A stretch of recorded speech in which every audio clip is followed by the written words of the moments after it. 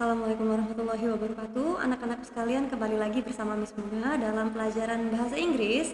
Kali ini agenda kita adalah review untuk bab pertama dan kedua, yaitu tentang wishing and greetings and also agreement and disagreement. Oke.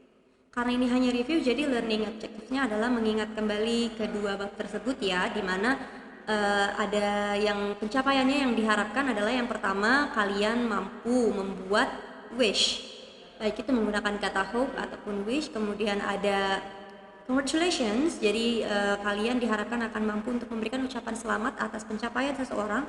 Yang ketiga adalah diharapkan kalian mampu untuk memberikan suggestions, saran. Kemudian yang terakhir, kalian diharapkan mampu memberikan persetujuan ataupun ketidaksetujuan terhadap sesuatu. Langsung dari yang pertama, bab pertama, wishing and greetings. Jadi contoh soalnya adalah seperti ini. Nanti akan ada gambar, kemudian kalian diminta untuk membuat ungkapan yang kira-kira sesuai dengan gambar yang ditunjukkan. Kalau di sini ada gambar anak laki-laki yang kelihatannya sedang menggigil kedinginan, mungkin dia flu. Nah, terus di sini ada beberapa pilihan ungkapan. Yang pertama adalah congratulations on your sickness. Kita tahu bahwa jika diawali dengan kata congratulations, berarti itu adalah ungkapan atau ucapan untuk memberikan selamat, in which tidak berkesinambungan dengan gambar yang ditunjukkan, karena tidak ada orang sakit diberikan ucapan selamat. Kemudian yang kedua ada get well soon, semoga lekas sembuh. Kemudian ada why are you sick, kenapa kamu sakit, dan don't be sick. Nah, dalam hubungannya dengan topik kita yaitu wish and congratulations, berarti ungkapan yang paling tepat adalah yang B, diberikan harapan atau doa supaya orang ini cepat sembuh dari sakitnya. Get well soon my friend, seperti itu. Nah, untuk soal kedua masih membuat ungkapan berdasarkan gambar, tapi kali ini hubungannya adalah dengan ungkapan memberikan selamat. So congratulating someone based on picture. Nah, di sini ada gambar orang mengenakan toga, berarti kemungkinan besar ini adalah tentang kelulusan atau graduation. Maka ungkapan seperti apakah yang cocok? A, have a great school day, atau B, I like the way you speak. C, congratulations on your graduation, atau yang D, congratulations on being the best singer. Nah, sudah terlihat bahwa yang paling tepat adalah jawaban yang C, karena ada kata graduation. Kemudian contoh soal berikutnya adalah kalian akan diminta untuk menyusun kata yang acak menjadi kalimat yang baik. Contohnya di sini ada kata you, every, day, happiness, your, special, wishing on. Dan kalau kalian perhatikan pada kata wishing sudah dicetak dengan huruf kapital pada awal kata, berarti dia harusnya ada di awal. Nah, kebetulan di sini jawabannya sudah disediakan bahwa awalannya adalah semuanya 7 dan 1. Wishing you. Nah, untuk mengerjakan soal seperti ini supaya lebih mudah, kalian bisa mengartikan angka-angka ini menjadi kalimatnya terlebih dahulu, diubah angkanya menjadi kata yang dimaksud. Contoh seperti ini. Nah, kalau sudah seperti ini kan gampang bacanya. Ada yang pertama A, wishing you day happiness on your every special. Yang kedua ada wishing you every happiness day your special on. Untuk kalian ketahui, on di sini ada preposition. Nah, preposition biasanya tidak diletakkan pada akhir kalimat. Jadi dari situ kalian tahu bahwa pilihan B salah. Kemudian yang C, wishing you every special on your day happiness. Yang terakhir ada wishing you every happiness on your special day. Jawaban yang paling tepat yang mana? Yang D. Jadi setelah on adalah your special day. Kemudian satu contoh lagi mengenai tipe soal yang sama, masih menyusun kata menjadi kalimat yang baik, tapi kali ini ungkapannya adalah ucapan selamat. Sini ada kata your congratulations exam on passing. Sama, biar mudah kita bisa mengubah tiap angka ini ke dalam bentuk kalimat terlebih dahulu supaya gampang dibaca. Nah, kemudian setelah itu kalian baca satu-satu, kalian juga seharusnya masih ingat bahwa biasanya setelah kata congratulations diikuti dengan kata on. Dari situ kita tahu bahwa yang benar adalah 24, congratulations on. Maka jawaban A pasti salah. Sekarang tinggal yang mana yang betul antara B, C, dan D. Congratulations on exam you're passing. Congratulations on your passing exam. Congratulations on passing your exam. Nah, your di sini adalah possessive pronoun. Nah, biasanya diikuti dengan noun, kata benda. Antara exam dan passing, manakah yang merupakan noun? Tentu saja yang exam. Berarti dari situ kalian tahu bahwa setelah your harus exam, your exam. Karena passing di situ hanya bisa bekerja sebagai satu verb atau yang kedua adjektif. Nah, tetapi di sini dia bekerja sebagai verb, gerund. Nah, berarti jawabannya yang tepat adalah D. Ingat ya, setelah your, my, their, dan teman-temannya yang seperti itu harus diikuti kata benda. Contoh soal berikutnya adalah melengkapi teks percakapan rumpang. Di sini ada percakapan antara Naufal dan Biru. Dilihat pada soal nomor 1, cara menjawabnya. Pertama kalian lihat dulu respon setelah titik-titik. Sini ada kata thanks. Nah, sebelum titik-titik Naufal bilang apa? Ternyata dia baru saja memenangkan hadiah untuk juara ketiga. Nah, berarti kira-kira Biru akan bilang apa kalau ada temannya yang mendapatkan sesuatu pencapaian?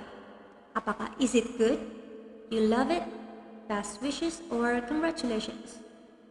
Tentu saja yang paling tepat adalah ungkapan selamat atau congratulations. Kemudian untuk soal kedua sama, kalian bisa lihat dari kalimat sebelum titik-titik atau setelah titik-titik. Di sini ada kata about the story you wrote. Jadi yang ditanya adalah topik atau tema dari cerita yang dia tulis. Manakah jawaban yang menyatakan topik? Apakah A, oh, it's nothing, atau B, oh, I don't know. Yang C, exactly what I want, atau yang D, it's about friendship. Jawabannya adalah yang D. Kita tahu di sini ada kata about, kebetulan sama-sama menggunakan kata about atau tentang. Tentang apa sih? Tentang persahabatan. Kemudian kita masuk ke bab kedua, yaitu tentang agreement dan disagreement. Contoh soal pertama adalah melengkapi kalimat dengan klausa yang sesuai yang berkesinambungan dengan klausa pada soal. Kita artikan terlebih dahulu dari pilihan jawaban. In order to keep our school clean. Untuk menjaga kebersihan sekolah kita. Yang kedua, in order to have white teeth. Untuk memiliki gigi yang putih. Kemudian yang ketiga, so we don't forget. Supaya kita tidak lupa. Kalau yang di, so you are not tired in the morning. Supaya kamu tidak merasa lelah di pagi hari. Nah, kalau sudah, kita lihat kembali di soalnya. Memang apa sih klausa pada soal? Kita sebaiknya meletakkan lebih banyak tempat sampah. Berarti apa yang berhubungan dengan tempat sampah? Jawabannya adalah kebersihan, maka jawabannya adalah yang A.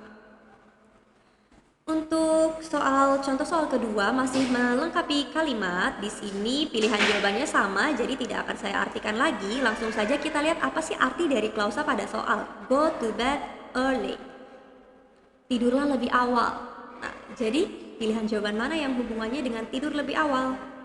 Jawabannya adalah supaya kamu tidak merasa lelah di pagi hari karena tidurnya cukup. Nah, untuk yang ketiga masih melengkapi kalimat, tetapi kali ini bukan dengan klausa melainkan hanya dengan conjunction atau kata hubung. Nah, kita ingat kembali bahwa ketika belajar agreement dan disagreement kita mempelajari kata hubung seperti so that, dan in order to, yang tujuannya menyatakan purpose atau intention. Di sini pilihan jawabannya ada and, but, so, because. Kita lihat dulu kalimatnya. The room was dark. Ruangannya gelap. Michelle turned on the lamp.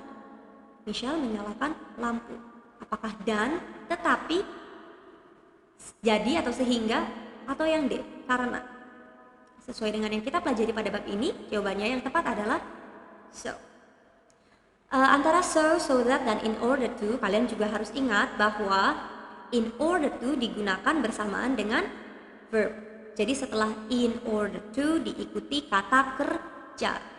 Sedangkan setelah so atau so that kalian bisa mengikutinya dengan klausa baru, berarti subjek, predikat, seperti itu. Orangnya siapa, apa yang dikerjakan. Perbedaannya di situ.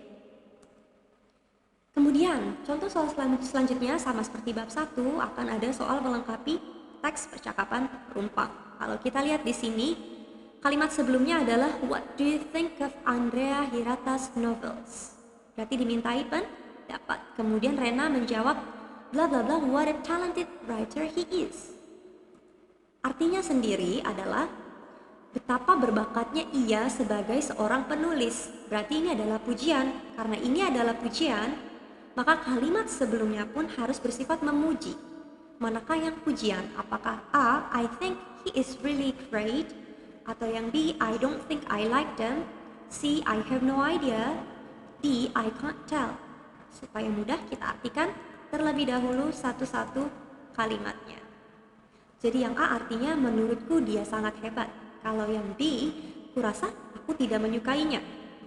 Di sini nya yang dimaksud karena dalam bahasa Inggris disebut them plural, maka yang dimaksud adalah novel-novelnya. Saya tidak menyukai novel-novelnya. Kemudian I have no idea. Aku tidak tahu. Yang terakhir ada I can't tell, sama artinya kurang lebih aku tidak tahu. Yang tepat yang merupakan pujian adalah yang A.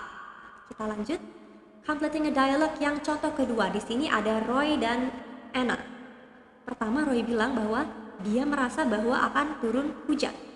Tapi Anna menjawab, look at the sky, it's so clear, no clouds there. Jadi kata kuncinya yang pertama adalah rain, hujan. Kemudian berikutnya kata kuncinya adalah the sky is clear. Langitnya cerah, bersih. Apakah langit cerah menggambarkan akan hujan? Tidak, mereka bertolak belakang. Karena bertolak belakang, maka kemungkinan kalimat yang tepat untuk mengisi titik-titik atau kalimat yang diucapkan Anna sebelumnya adalah pernyataan yang membantah pernyataan Roy. Yang manakah yang sesuai? Jawabannya I don't think so. Menurut saya tidak begitu.